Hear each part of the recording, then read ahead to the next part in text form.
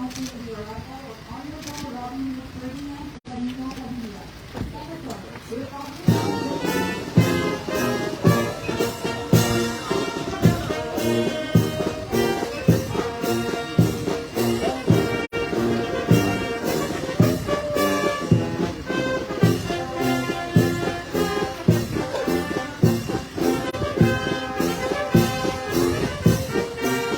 matanggal yung mask niya.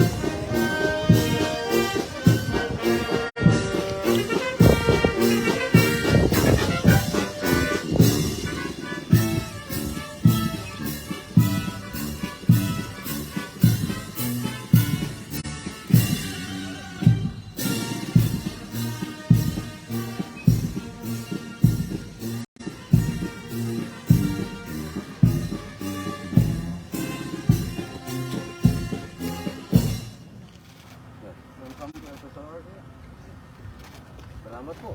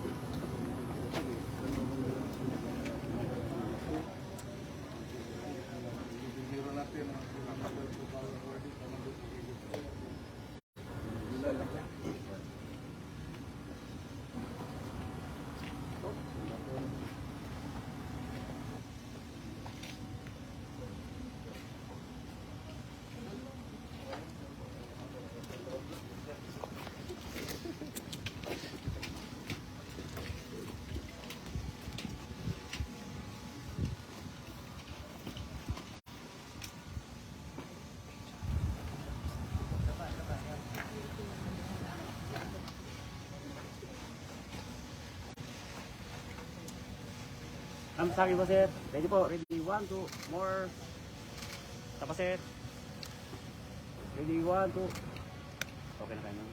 Thank you so much sir.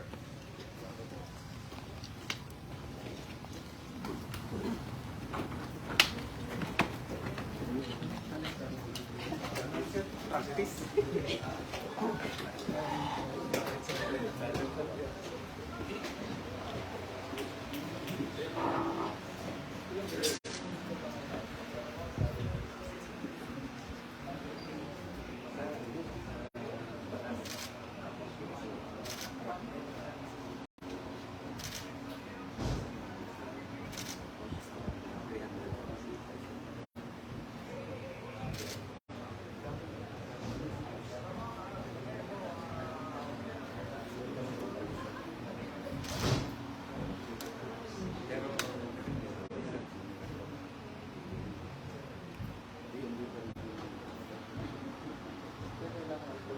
Sir, one shot pa sa akin, sir. Ready po. Ready, 1, 2, more, sir. Tapos it. Thank you so much, sir. Sir, ito po natin mga G-Stop daw.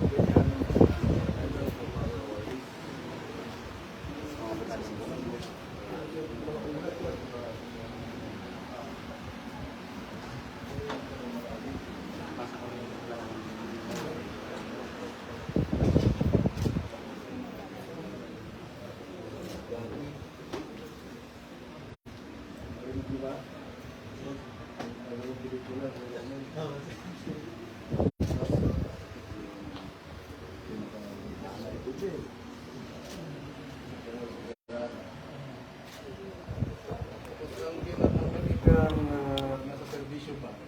Sticker na po. Sa puno mo, Haji. Yung kung saan, marami kang resto dun. Nag-6-5 muna kami bago pumasok. Ako, kapag gumagawa ko. Sa puno mo, Haji. Opo. Maganda na yung sa akin. Oo. Bago kami nagkasot, pumasok kami. Sir, mga alignment sa commander. Kasi sa browser, until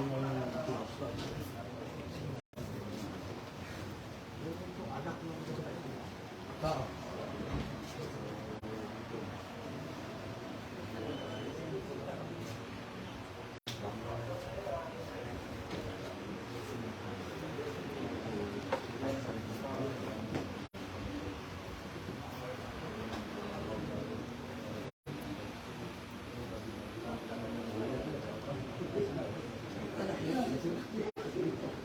Hindi mo nakamask ako lagi nun.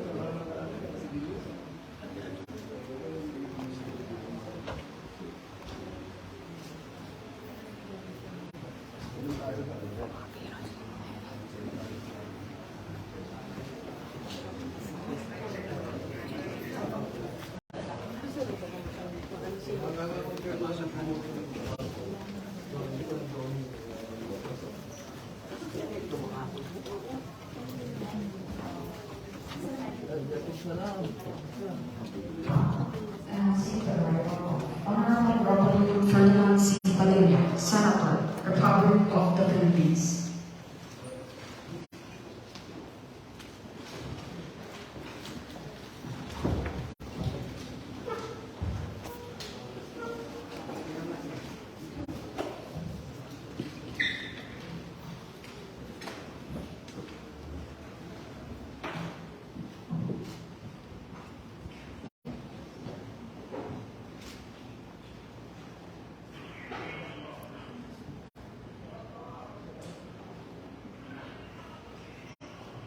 Ladies and gentlemen, good morning. Welcome to the Unit Information Briefing.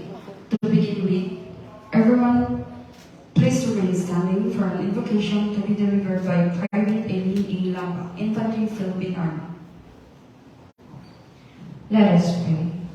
Our Father in heaven, with hearts full of gratitude, we gather before you today to offer our sincerest thanks for the safe arrival of our visitors. We are humbled by the blessings of their journey, guided by your watchful presence and protection. We express our profound appreciation, your care ensuring their safety as they embark on their travels to be with us. Fill our hearts with love, compassion, and unity for all the people, regardless of their backgrounds, beliefs, and culture. Help us to build bridges of understanding and to spread peace and harmony through all the world. This is all we pray in Jesus' almighty name. Amen. Please be seated.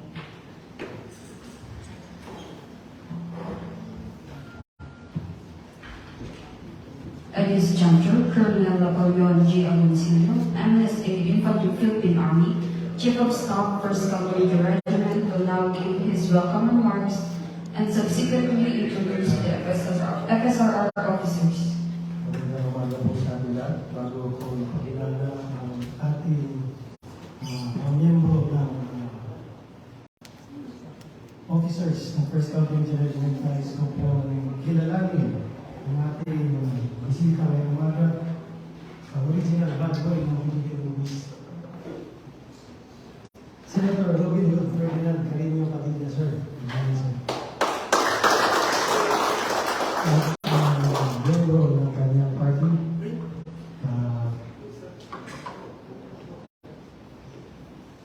At ang bagong dating na si Secretary Cadena. Good morning, sir. Nais ko po kayong i-welcome dito sa aming kampo. Camp Texon is a 50-hectare camp and it houses your Scout Rangers. I hope, sir, during your stay here, ma-enjoy nyo ang aming kampo and you feel the hospitality of the Scout Rangers na makilala nyo na hindi lang kami puro gera, kaya rin namin mag-entertain ng mga PNP. So, I will now move on to my next task, which is to introduce the officers and men of FSRR. To start with our regiment commander, I may be confirmed with their General Isagan Morquiste, Infantry General. Yours truly, the acting DRC and Chief of Staff, Colonel Alonso, sir. The Commandant of the Scout Ranger School, and one of our Medal for Valor awardees, Colonel Herbert G. Dila. Our Personnel Officer, Major Arnel D. Calandan. Our Signal Officer, Lieutenant Colonel Elvis Cadwisin. Our Medical Officer, Lieutenant Colonel Ryder Renato Cahugon. Our Chief Governance and Strategy Management Officer, Major Jos Lanos Aquino. Our Deputy Signal Officer, Captain Phoebe Parato. Our Medical Officer, Captain Aldo. Our Deputy G2, Captain Serrano. Our Nurse in Charge, Major Dugusing.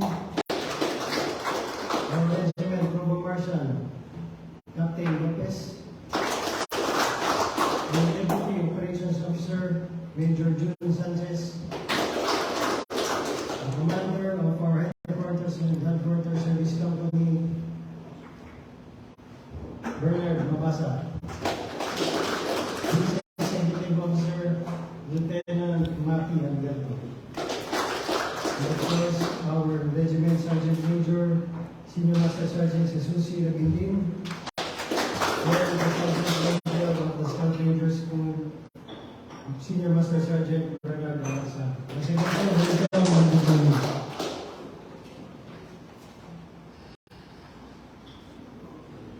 Thank you, sir. At this point, Major Rosendo L. Sanchez Jr., Deputy Assistant Chief of Staff for Operations GG, will now start the unit briefing. To our Regiment Commander, sir, Brigadier General Isagani Morquiste, sir. To the Undersecretary and Chairman of the Office of the President National Youth Commission, Sir Ronald Giancarlo Cardema, sir. To the Honorable Robin Hood Ferdinand Carino Padilla, Senator of the Republic of the Philippines, sir. To the officers and NCOs of the regiment, ladies and gentlemen, good morning.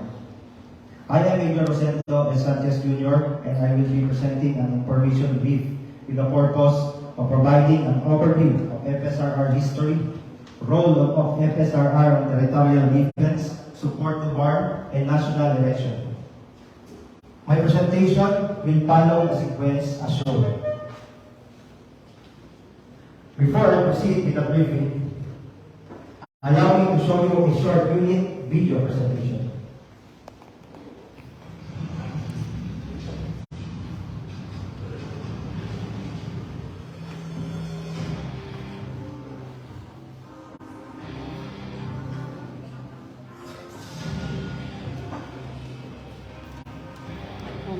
Kuha ng mga numbers.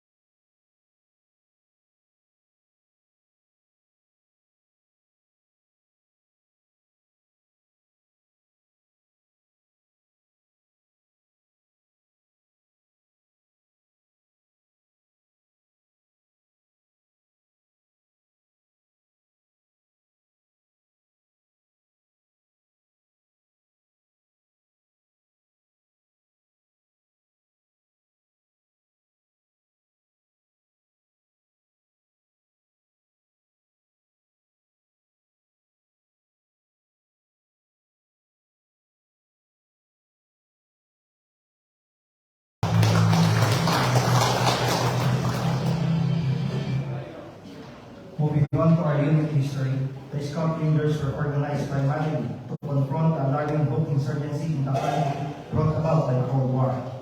On September 1950, Captain Rafael Leto led handpicked officers to craft the Scout Ranger Corps patterned after the Alamo Scouts and the U.S. Army Rangers. With a growing threat posed by the insidious Pukbalaang Rebellion, FSRR was activated on 25 November 1954 with a training unit at its core. By 1957, the regiment then was deactivated when the Hooks were no longer considered a threat to national security. On 08 December 1971, the Scout Ranger Training Unit was activated in Camp Patimpin, Rizal, which was later designated as an organic unit of the Philippine Army Training Command. On 16 July 1978, the Scout Ranger Training Unit was reorganized to compose the Scout Ranger Group Special Warfare Brigade. This unit existed until March of 1983. On March 1983, FSRR was deactivated to confront the rising communist NPA threats in the countryside. The regiment was again deactivated on 01 December 1990, but reactivated on May 1991, and this unit was once more involved in major conflicts against enemies of the nation. In 1996, FSRR was relocated to San Miguel, Bulacan. Later on, the territory was named as Camp Pablo Texon, and this has been our home for the past 26 years. The unit had been involved in the forefront of the Armed Foreign Forces campaign against communist and secessionist groups. The unit was created to confront the Hukla communist movement in the 1950s, participated in the campaign against the MILF and MNLF groups that started during the 70s, and the emergence of the Abu Sayyaf terrorist group during the late 90s in the southern Philippines. Recently, the unit participated in semi-conventional battles that includes the Battle of Hamagumamar, the Battle of Damitan, Battle of Kabatangan, Battle of Zamboanga, and the most recent Battle of Marawi last 2017. The regiment continuously strives to develop its capabilities to make it responsive to the current and future threats as part of the Philippine Army Special Operations Force, capable of destroying any threats that involves small unit operations or support to conventional operations in jungle or urban environment. As proof of the Scout Rangers' unwavering courage, 10 of our personnel were awarded the highest military medal for combat, including our very own Commandant of Scout Ranger School, Colonel Herbert Villa.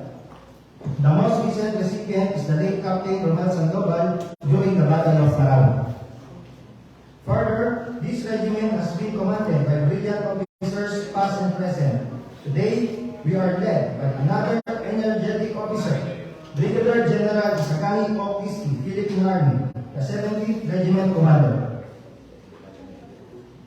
For our mission as force provider of Scout Ranger Forces, the mission of headquarters FSRR is to develop, organize, train, equip, support, and sustain Scout Ranger Forces for the conduct of Scout Ranger operations and other special operations in support of the Philippine Army's mission. As a broad unit, opposed to the Joint Commands, our mission is to conduct Scout Ranger operations and other special operations independently or in conjunction with other forces in any operational environment. It is in this particular mission that our units in the field needed the Joint Special Operations Force to act as intervening headquarters to our deployed units. Currently, FSRR has 5 Scout Ranger battalions, 3 independent companies including the 16 SRC and 18 SRC as the float units, and 21st Scout Sniper Company. The unit also has the Scout Ranger School that caters to the different specialization courses. By calendar year 2025, FSRR will activate another 1 Scout Ranger company as part of our capability development plan.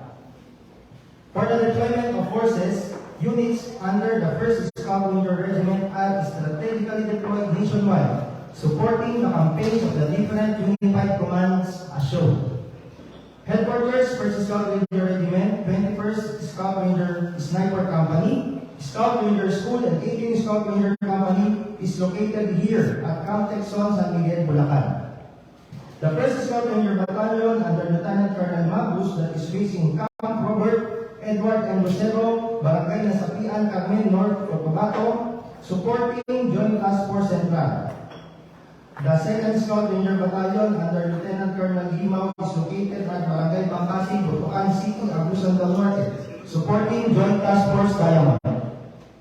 3rd Scout Ranger Battalion under Lieutenant Colonel Dawide, located at Headquarters 100 Brigade, Campo Ranao, Marawi City, supporting Joint Task Group Ranao.